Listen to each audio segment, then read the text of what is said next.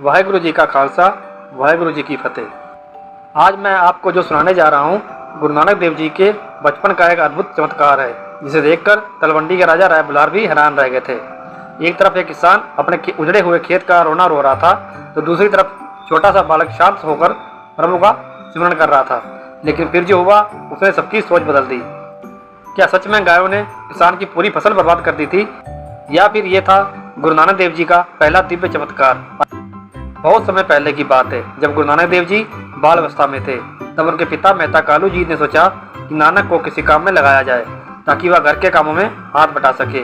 एक दिन मेहता कालू जी ने कहा, नानक तुम कल से गायों और भैंसों को चराने ले जाया करो। गुरु नानक देव जी ने विनम्रता से उत्तर दिया, ठीक है पिताजी, मैं कल से पशुओं को चराने ले जाया करूंगा। अगली सुबह गुरु नानक देव जी गायों और भैंसों को लेकर जंगल की ओर चले गए। वहाँ एक बड़े पेड़ के नीचे बैठकर प्रभु का सिमरन करने लगे और पशुओं को चरने के लिए छोड़ दिया। कुछ समय बाद सारे पशु पास के एक किसान के खेत में घुस गए और उसकी फसल चरने लगे। जब किसान ने देखा तो वह बहुत क्रोधित हो गया। उसने कुछ गायों और भैंसों को पकड़ लिया और जोर जोर से चिल्लाने लगा, ये पशु किसके हैं? इन्होंने मेरी पूरी फसल बर्बाद कर दी। आवाज़ सुनकर गुरु नानक देव जी उठे और बोले, ये हमारे पशु हैं। किसान गुस्से में बोला, तुम्हारी वजह से मेरा बहुत नुकसान हुआ है। अगर तुम हरजाना नहीं भरोगे तो मैं तुम्हें तलवंडी के राजा के पास ले जाऊंगा। उस समय तलवंडी के राजा राय बुलार थे। किसान गुस्से में दरबार पहुंच गया और सारी बात राय बुलार को बता दी। राय बुलार ने तुरंत मेहता कालू जी को बुलवाया। जब मेहता कालू जी दरबार में पहुंचे तो बहुत दुखी थे। उन्हें लगा कि उनके पुत्र ने सचमुच किसी का नुकसान कर दिया होगा। राय बुलार ने कहा, मेहता जी, आपका पुत्र बहुत लापरवाह है। इसके पशुओं ने किसान की फसल उजाड़ दी। अब नुकसान की भरपाई आपको करनी होगी।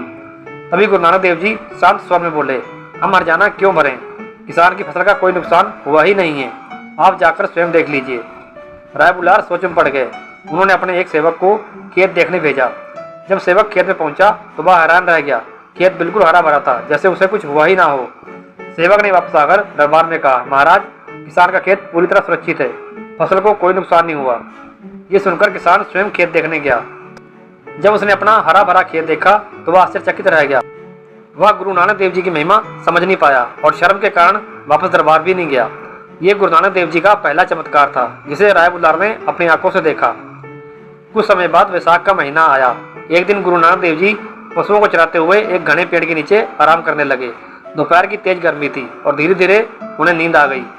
समय बीतने के साथ पेड़ की छाया दूसरी ओर चली गई और सूरज की तेज किरणें गुरु जी के मुख पर पड़ने लगीं। तभी अचानक एक नाग प्रकट हुआ।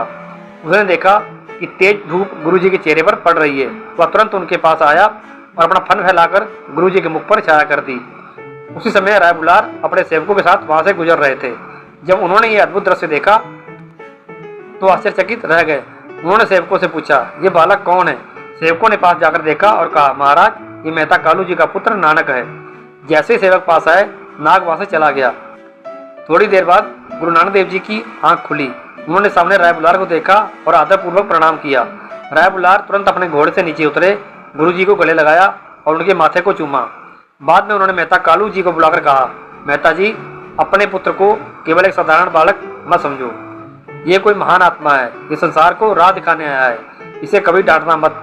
मैं बहुत भाग्यशाली हूँ, इसका जन्म मेरे शहर में हुआ है।